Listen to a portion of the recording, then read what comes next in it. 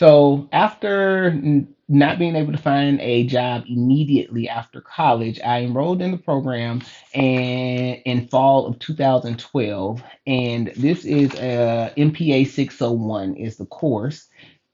And so this is just a preliminary paper. I think our first assignment was, and this was a faith-based university. And one of our first assignments was to read the Declaration of Independence in its entirety and I guess give a summary of it because this is only one page long. This is just three short paragraphs. So let's dive into it. The Declaration of Independence is one of the most revered documents in American history. Its drafting and presentation were among the first steps taken that would develop the 13 colonies into the United States of America.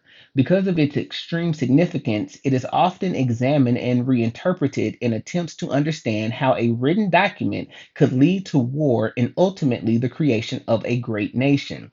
From the beginning, it is clear that the colonists are unhappy with the treatment they were receiving from home. Within the first sentence, there is mention of political separation as well as God given rights. However, it is only respectful to acknowledge the reasons why there is a need for separation in the first place.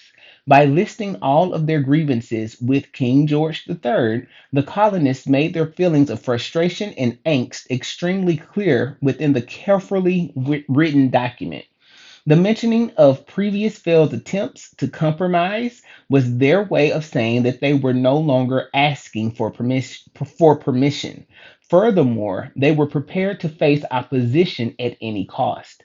By acknowledging God and God given rights, the colonists brought forth a notion that defined monarchical government altogether.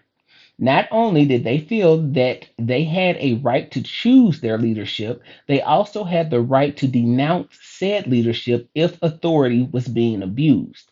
No longer wanting to be a financial asset to a government that they felt did not value them as individuals, they had no other choice but to seek independence. By dissolving all ties to the British, colonists became their own leaders. No longer requiring the king's stamp of approval, they were ready to solidify the nation that the pilgrims had hoped to create on that initial voyage. So, really simple. These papers were rated on a scale of 1 to 5, and my instructor gave me a 5. And I think that's a great summary of the Declaration of Independence.